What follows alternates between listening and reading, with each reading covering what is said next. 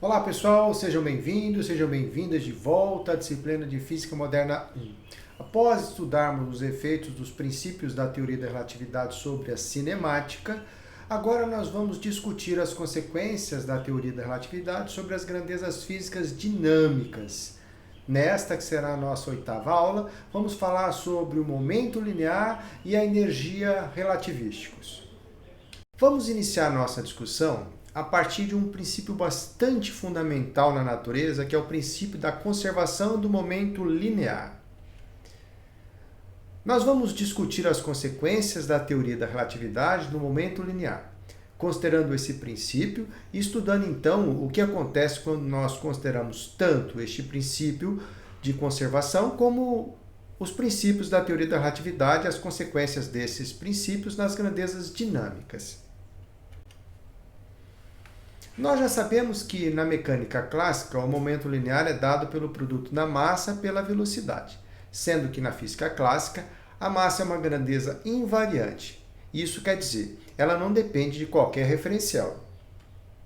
No caso da teoria da relatividade, nós vamos generalizar essa definição e vamos supor então que esta massa depende sim de um referencial.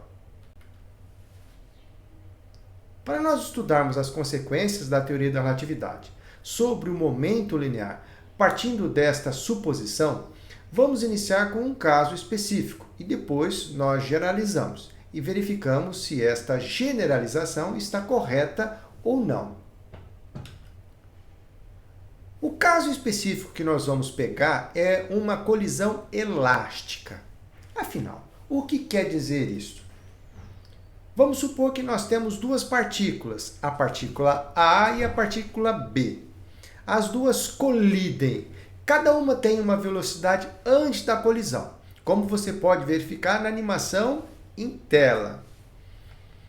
Após a colisão, elas são espalhadas uma pela outra e saem então com uma outra velocidade que nós chamamos aqui de velocidade depois da colisão. Para facilitar o nosso desenvolvimento, aqui nós vamos considerar se tratar de uma colisão entre duas partículas idênticas. As partículas A e B têm mesma massa. E vamos observar esta colisão inicialmente do que nós chamaremos de referencial do centro de massa. A linha, que vocês já devem ter visto na mecânica clássica, né? Esse referencial é definido como sendo aquele que o momento total deste sistema, quer dizer, a soma do momento dessas partículas é nulo. A colisão se dá no plano XY e isso também é uma questão arbitrária. Como a colisão é elástica, após a colisão, ambas as partículas vão sair com velocidades iguais aos respectivos valores de antes da colisão. Isto é em módulo, obviamente, né, turma? Então, nós temos esse cenário. Uma partícula A com uma velocidade v em relação ao centro de massa, aqui denotado por nós como sendo VCM, colidindo com uma partícula B, que também tem uma velocidade VCM. Por conta do referencial que nós estamos olhando, elas colidem neste ponto O', indicado em tela. E depois elas saem desta colisão, a partícula A e a partícula B, ambas com a mesma velocidade, porque nós estamos considerando uma colisão elástica. Muito bem, o que agora nós vamos fazer é calcular estas velocidades quando vistas de um outro referencial qualquer, que se move com uma velocidade v na direção y deste referencial, aqui do centro de massa. Antes de realizar essa tarefa, é importante que você perceba, a partir da animação em tela, que antes da colisão, no que diz respeito às componentes da velocidade da partícula A, percebemos que ela tinha uma componente x positiva, uma componente y positiva e uma componente z nula, até porque a colisão acontece no plano xy. Após a colisão, a partícula A passa a ter uma componente x negativa, uma componente y positiva e uma componente z nula. Tá bom, agora nós vamos olhar para a partícula B. No caso da partícula B, antes da colisão, a componente x dessa partícula ela é negativa e sua componente y também é negativa. Depois da colisão, Essa partícula tem uma componente x positiva e uma componente y negativa. Devemos ainda lembrar que a teoria da relatividade está associada a transformações. E nesse sentido, nós devemos aplicar as transformações de Lorentz para verificar qual será o valor dessas velocidades quando vistas de um outro referencial que se desloca com uma velocidade v em relação ao primeiro referencial, ou seja, o referencial do centro de massa, ou a linha. Ao fazer isso, utilizando exatamente as equações de transformação que deduzimos nas aulas anteriores, temos para as componentes x da velocidade de ambas as partículas a equação em tela. Ao repetir o procedimento para as componentes y da velocidade de ambas as partículas, ficamos com essa expressão que está em tela. E por último, para a componente z, ficamos com essa expressão em tela.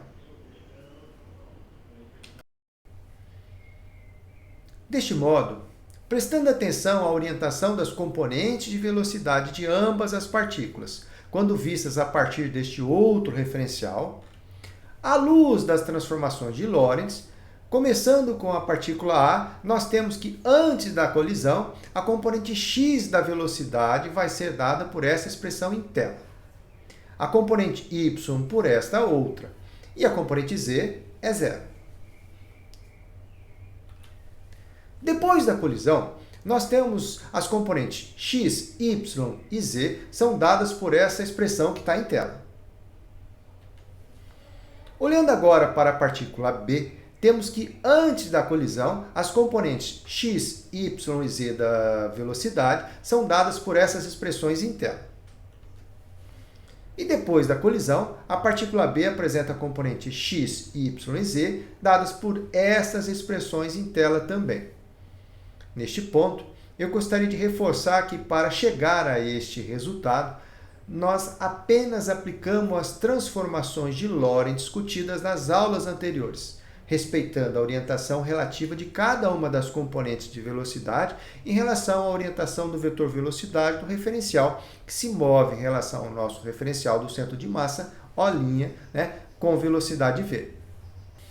Muito bem, agora que todas as componentes de velocidades foram identificadas, estamos em condições de considerar o princípio da conservação do momento linear.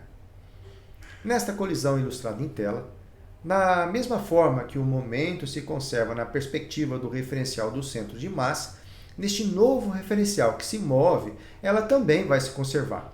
O momento total antes da colisão tem que ser igual ao momento total depois da colisão.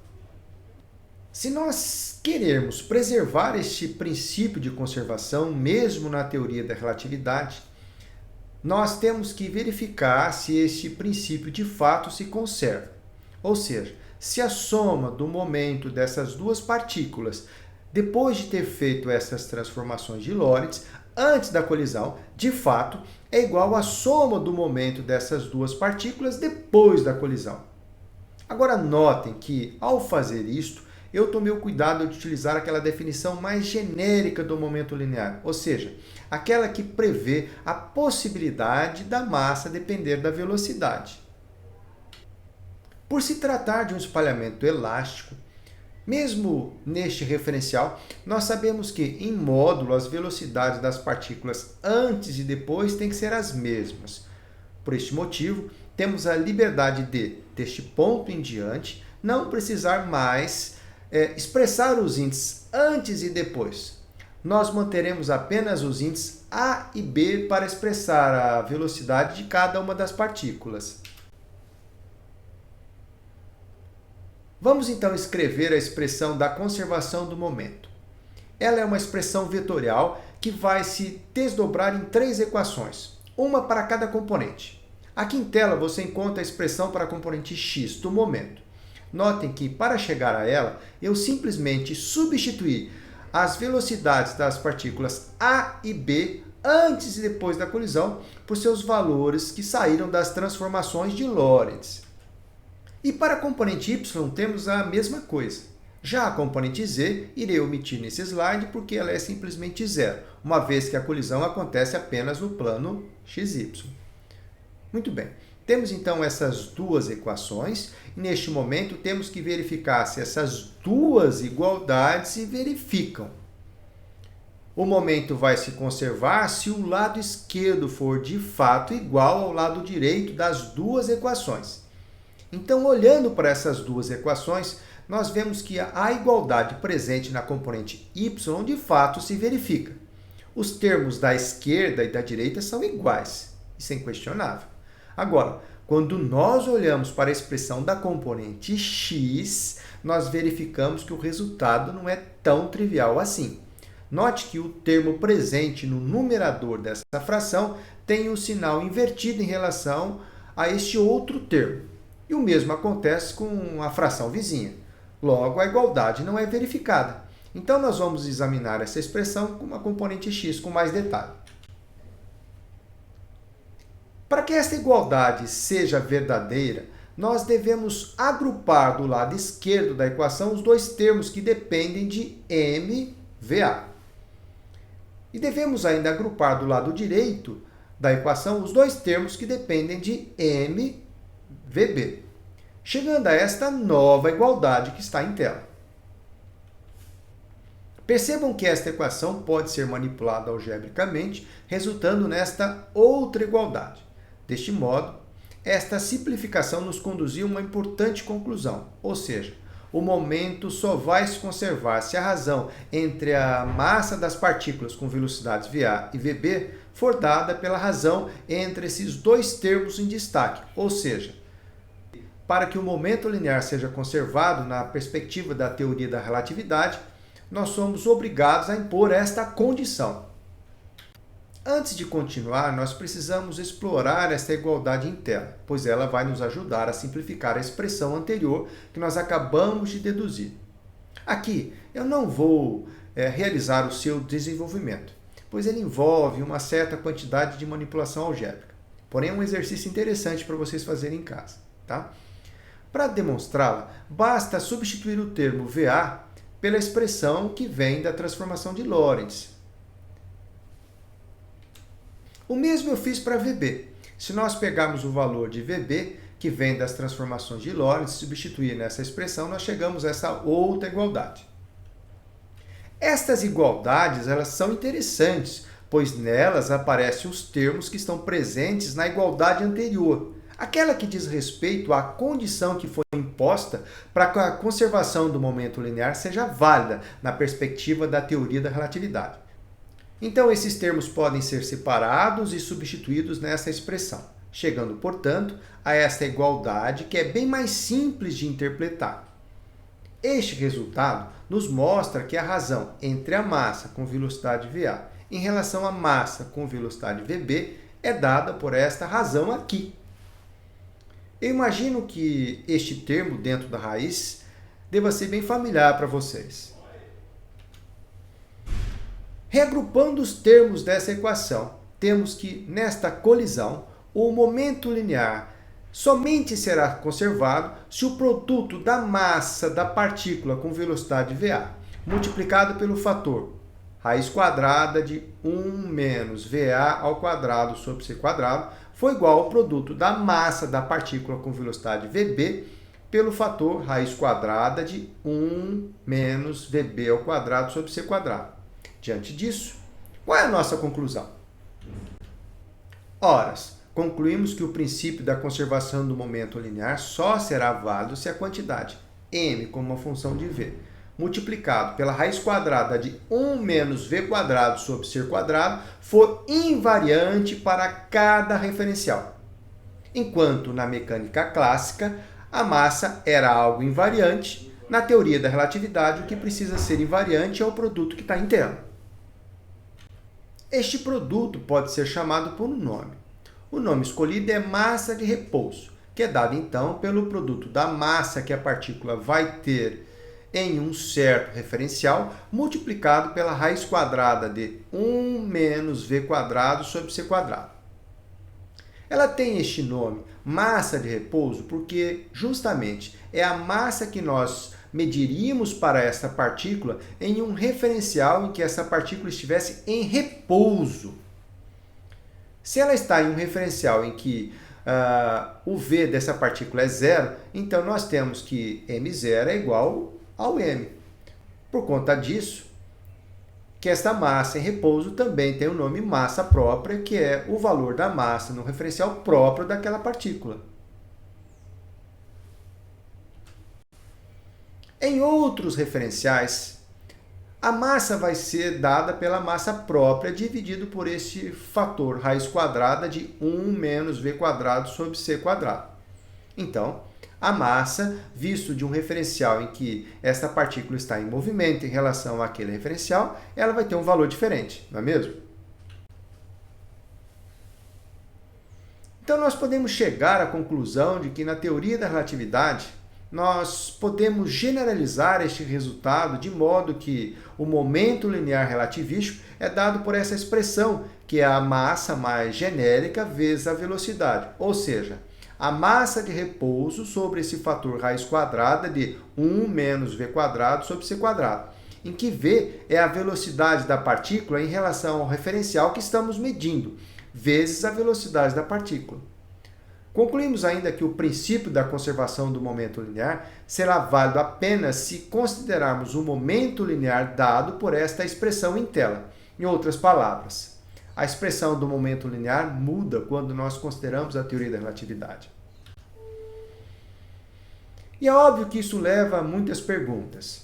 Como nós podemos interpretar o momento linear dado por essa expressão? O que está acontecendo? A massa da partícula está aumentando? Quais são as consequências de considerarmos o momento linear dado por essa expressão? Como podemos verificar a sua validade? O primeiro passo que nós podemos dar nesse sentido é simplesmente examinar se esta definição do momento linear ela é compatível com a física clássica no limite de baixas velocidades. Na relatividade, é algo sempre importante.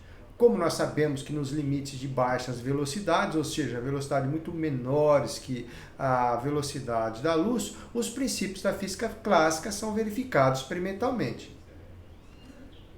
Então, neste caso, é muito simples nós verificarmos isto. Se v é muito menor que c, nós vemos que o fator 1 sobre a raiz quadrada de 1 menos v quadrado sobre c quadrado se aproxima de 1.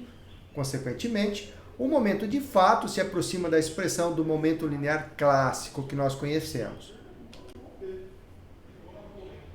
Uma vez que nós acabamos de verificar as consequências da teoria da relatividade para o momento linear, vamos agora verificar quais são as consequências da teoria da relatividade para a energia. Para fazer essa discussão, nós vamos partir de dois princípios importantes da mecânica clássica.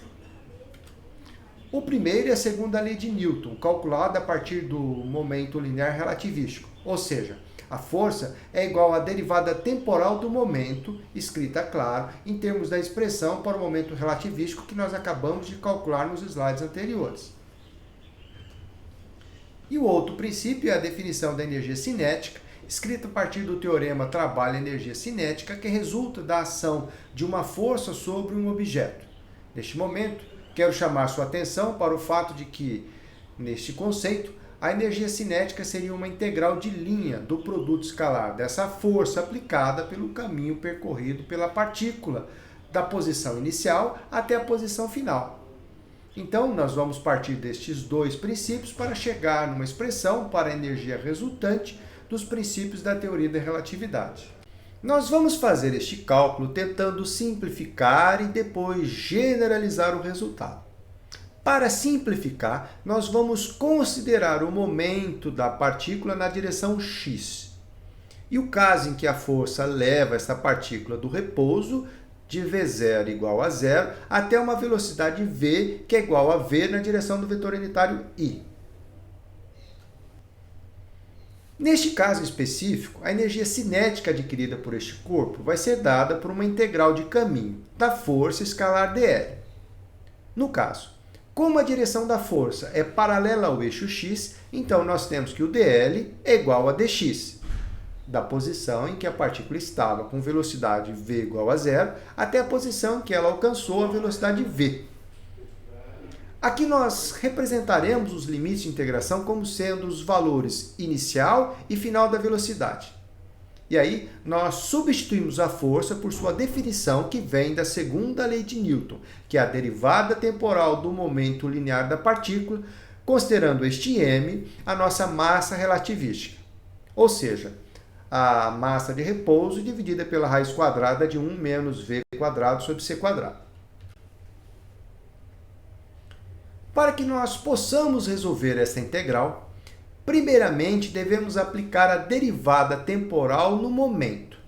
No entanto, é importante destacar que, diferentemente do que ocorre na física clássica, no qual a massa não depende da velocidade, na teoria da relatividade a massa depende da velocidade e do tempo, até porque a velocidade está variando temporalmente. Ou seja, pessoal, a massa não pode ser tratada como uma constante. Ela não vai simplesmente sair da derivada. Deste modo, aqui devemos aplicar a regra do produto como ilustrado em tela. Na sequência, mudaremos a variável de integração de x para o tempo, lembrando que o dx pode ser escrito como sendo dx dt vezes o dt, que é simplesmente v dt. E por fim, faremos uma nova mudança de variável para que tenhamos a integral escrita em termos da massa e da velocidade. Para nós avançarmos, precisamos olhar um pouco para a definição de massa. Acabamos de ver nos slides anteriores que nossa massa relativística é o m0 dividida pela raiz quadrada de 1 menos v quadrado sobre c quadrado. Podemos trabalhar essa expressão elevando todos os seus membros ao quadrado. O termo presente no denominador vai para o lado esquerdo da equação, multiplicando. E por fim, multiplicando ambos os lados da expressão por c quadrado, chegamos a essa expressão em tela. O que isso nos permite fazer? Isso permite derivar essa expressão e obter a relação entre o diferencial de massa e o diferencial de velocidade que aparece na integral da energia cinética. Deste modo, derivando o primeiro termo em relação à massa, nós temos 2mc² dm. Derivando o primeiro termo em relação à velocidade, temos o zero como resposta. Na sequência, derivando o segundo termo em relação à massa, ficamos com menos 2mv² dm. Derivando o segundo termo agora por v, temos menos m² 2v dv. E por último, derivando o lado direito dessa expressão por m e por v, temos como resultado zero. Ao fazer isso, perceba que ficamos com uma integral só com a massa, variando de m0, que é o valor da massa quando o objeto tem velocidade zero, até o valor da massa quando o objeto tem velocidade v. Fazendo a integral e aplicando o teorema fundamental do cálculo, ficamos então como mc² menos m0c². Com isso, reagrupando os termos, nós chegamos à conclusão de que o termo mc² é igual a k mais m0c². Este resultado nos permite, então, justamente definir aquela famosa equação do Einstein.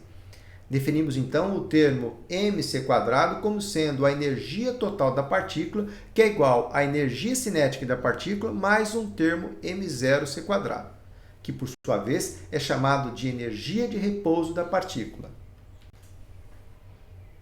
Respondendo às perguntas colocadas no início dessa aula, nós vemos que a nossa definição de momento linear na teoria da relatividade leva a esta definição de energia total.